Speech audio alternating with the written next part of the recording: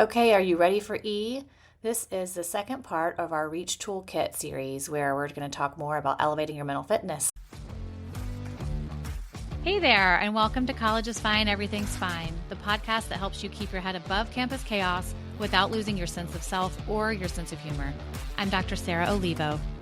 And I'm Dr. Liz Seidler. We're clinical psychologists who help students navigate everything from friendship drama and academic pressure to figuring out who they are when nobody and everybody is watching. We take real stories from college life and turn them into simple, science-backed tips you can actually use. No fluff, just what works. Think of it as your mental health toolkit for thriving, not just surviving college life. All right, Sarah, you ready? Yep, I'm ready. Let's get into it. All right, we're going to talk about elevating your mental fitness. I talk about this a lot in my practice. I'm always talking about what are things we can do to build our emotional reserve. My hope is when I go through some of these skills, which is to feel empowered, that there really are, behavioral cognitive skills that you can practice that have been shown to build this emotional resiliency. Now, the problem is this triangle that exists, this S triangle. So how do we balance sleep, studying, and socializing? So any guesses, maybe on my college students, which one tends to be sacrificed? Sleep. Is that what we heard? Yes, it is. Yeah, that was a pretty quick answer. Right. College students seem to think they can just hoard hours of sleep like a squirrel with acorns. They're like, oh, it's fine. I didn't sleep for these 2 nights, but I got 5 the next night. And sleep really doesn't work that way, right? But I completely understand that a lot of things are competing for your attention. And it's compelling to go out with friends, watch a movie, go watch a basketball game, and your grades really matter to you, right? So hopefully sleep is not the thing that you're always sacrificing, and we can talk a little bit about how to achieve a little bit of balance there. So let's hear about some struggles with the S triangle: sleep, studying, and socializing. Or any cures to the triangle? I would say I definitely struggle with this between socializing and studying, especially, and sleeping. I feel like we're going to bed at 1, 2 a.m. every night, and kind of feel like it's normal. But the studying and the socializing was definitely hard at first because I always wanted to hang out with my friends and do what they were doing, and maybe they didn't have a test the next day and I did. Yeah, definitely one thing is just combining studying and socializing, just getting that study group. Definitely you don't want any more than 4 people, because if you get more than that, you're just socializing, you're not studying. But it also really just depends on where your priorities are, because if you're just trying to get, good grades, no one needs perfect grades, then I think there's definitely more time to get all 3 done, because I've definitely noticed there's a lot of times where you're just kind of lying in bed, not doing anything. Mm-hmm. And of course, sometimes, that's good to take a break, but even more challenging times, I think cutting out some of the, I'm afraid to say nonsense, but the flop time. Yeah, we could be a little bit more efficient with our time. Exactly. Right? Yeah, that definitely helps. Something that was touched on a little earlier too is that you can place different emphasis on each one at different times. For example, for me at the beginning of college, especially freshman year, I would say sleep probably took more of a back seat, and maybe sometimes studying as well. But as you're feeling more established in that environment, you can kind of rebalance things and put more emphasis on sleep and put more emphasis on studying. And studying is extremely important, I think, in university, to get good grades, to commit yourself to your studies. That's why you're there. But I don't think it's everything. I think that having a healthy social life and being able to balance both is really important. And getting one bad grade on one assignment isn't going to kill you either. I know a lot of people in university who like bent over backwards to make sure that they had like the most perfect grades all the time, and like by the end of it they were almost pulling their hair out. And I also had friends who did a really good job of balancing all three and managed to still do extremely well, get really good grades, and still have a very vibrant social life. So I don't think that it's as much of a struggle to balance all three, but it's definitely testing at times. Great. Thank you. So surefire way, when we see college students that are really dysregulated emotionally, they might be struggling academically or socially, chronically ill, physically ill. I mean, I'm sure a lot of you freshman year were sick at times due to the lack of sleep. If you don't move your body and you're not eating in a healthy way and not sleeping consistently, and if you're staring all the time at social media, that is like, those are behaviors that we do see that tend to lead to poor academic and emotional outcomes. The hard part is, particularly with the top three, those are habits for most adults that are hard to do. How do I establish like exercising consistently and eating in a balanced way and making sure that I don't sacrifice my sleep too often? But it's doable. So I would love to hear, maybe just really quickly, like of those, what was like what was the hardest for you to kind of navigate it? I feel like all of them kind of at the beginning, definitely. Yeah. I feel like getting in a routine, going to like the gym at school was kind of tough at first. But if you find, one or two people to go with, it makes it a lot easier to go. You're more motivated to go. It's a better time. And then social media in our generation is very hard. Everyone's always, on their phones, looking at Instagram, TikTok, Snapchat.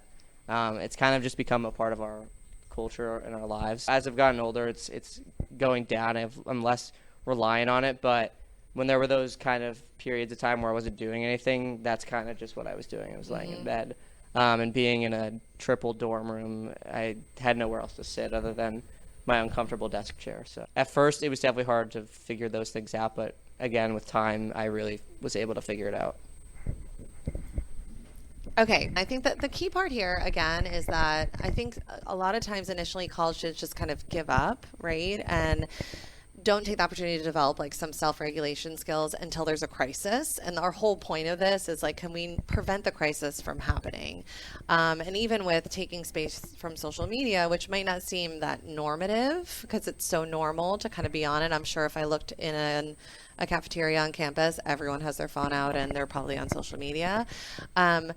But we want you to be mindful of the impact that it has on mental health, which we know it does. Whether you're making comparisons to your friends are at home or having like the time of their life at a tailgate and you're miserable where you are, or, you have all these other shoulds of things that you should be doing. So, another quick little acronym, tools for mental fitness, is about moving your body. Even this, like I always say, like call your parents on a walk across campus. Like walking is the cheapest, most effective form of movement. And I think a lot of college students set these really ambitious goals about what their fitness routine is going to be. Now, when I was in college, I don't know about you, Sarah, like this was not part of the culture. But now I feel like, okay, I'm going to go to this workout class and I'm going to do this. And while I appreciate the commitment to fitness, I think sometimes our goals are so large that we're not successful. So whether it means that you're going to do like a quick yoga video or if it's a walk. And I will say, sorry to interrupt, because I know we just have more to get through, but I was thinking that, again, this is one that we'll give you access to, but none of this, by the way, Liz and I do not think that we're like, guys, we're going to blow your mind tonight. We're going to tell you to eat well. Like, we know that that's not happening, but we also know that when people come in to see us really dysregulated and they say, we need to study better, I'm failing a test, I'm so moody. If we ask them if they're doing any of these things, the answer is always that they're not. Right. And so it's really just a way of saying, hey, if you're not taking care of your physical health, we can't help you as much as if you are taking care of it. That's always going to be the first step. So I think it's not to say like, let's blow your mind tonight with this information. This is pretty well known. No one is surprised by this, but it's also a matter of needing to understand that it is going to have to happen if you want to stay in a steady emotional state. Right. So let's move on to this idea about how to be more flexible in our thinking about school. I think a common area that we could start with is about socially anxious thoughts. There is this performative aspect when we get onto campus. We want to like present our best self initially, and we can get really stuck everyone. I'm not someone who struggles with social anxiety, but in new social settings, I can really get stuck in like, oh, what did I sound like? Like, did they like me? Like, did I have any food in my teeth? You know, like whatever my worries are. And these social worries are so strong when you first get to school. Like you said, like wanting to like make your friend group within the first, week that you're on campus. So can you give me like an example of a socially anxious thought? Just give me a thought and I'll kind of walk through this that anyone wants to talk that had maybe freshman year. What was a worry? Anyone? I would say at the beginning, maybe a good one would be like, oh, no one wants to like meet me or be friends with me or something like that. Okay. And that would prevent you from doing... Like if you were like, for example, everyone has their doors open like in the dorm hall or something, like preventing me from going into someone's room and introducing myself because they don't want, I would think that they didn't want me to. Okay, good. That's a good example when I kind of go through this. So there's a couple things that we do with our thinking, and your thoughts are what fuels your emotion. So a lot of times we buy into our thinking. We treat all of our thoughts as facts. I tell every patient who walks in my office, I'm like, I've got one sentence I'm going to tell you. It's 4 words. Remember this for the rest of your life and it'll change your life. And they're like, none of them have notepads. They're like taking their phones out in their notes section if they like me. And it's that thoughts are not facts. So what happens a lot is that we just assume when we start to think something that it's true. And we particularly think it's true because I remember this feeling that you're talking about, my stomach, like when I was in my dorm and I'm like, okay, they have like the little whiteboards. I'm like, do I like write my name and like it's to come like, I want to go to the dining hall with them, right? So when my stomach is really tense like that and I'm having the thought that nobody's going to like me, my brain's going to believe that that thought is true, right? Because my body's having this reaction. If I can kind of take some space from my thoughts and accept that it's just a thought. We all have random thoughts. I'm sure if I asked all of you a random thought that you had today that was like bizarre and unusual, you'd give me one, right? But you kind of let that go, like, a cloud in the sky, and you didn't really pay attention to it. I think it's really important when you walk onto campus that you recognize you're going to have more worry thoughts about whether or not you picked the right major, whether or not you picked the right school, whether or not, your friends from home still like you, whether or not you're going to make any friends, right? And our goal is, how do we kind of create some space from our thoughts and see that they're really just thoughts and that we don't have to believe every single thought that pumps through our mind. And lastly, this last step is about just being skeptical about the authenticity of our thoughts, right? The one that college students make the most, I would say, this mistake is something called mind reading. So they'll come to me and they'll be like, I just know Jill's like so mad at me. And I'm like, why is she mad at you? Liz, her face, when she walked by me, she didn't say hi, and you should have seen her face. She was definitely mad at me. There are a million reasons why Jill could have made a face or why she didn't. And then I detect things a little bit more. Oh, you were in a crowded hallway. There were a lot of people, right? How loud were you? Are you sure Jill heard you, right? Jill's really stressed out. She's going through a hard time. So I think you get the gist that a lot of times we need to take a step back and really examine our thoughts with a little bit more logical reasoning and not use emotional reasoning. And so we've talked a little bit about being rigid and flexible. I think the gist is you want to be a lot more flexible in terms of how you approach a lot of the worries that you're going to have when you get onto campus. All right, so that was a quick summary of E, elevating your mental fitness. And you can always find more resources on this on our website, where we have infographics that outline the mental health fitness tools, as well as go a bit deeper into some of the cognitive flexibility pieces that Liz spoke about. So tune in tomorrow for A. Does anyone listen to outros? Should we do one anyway?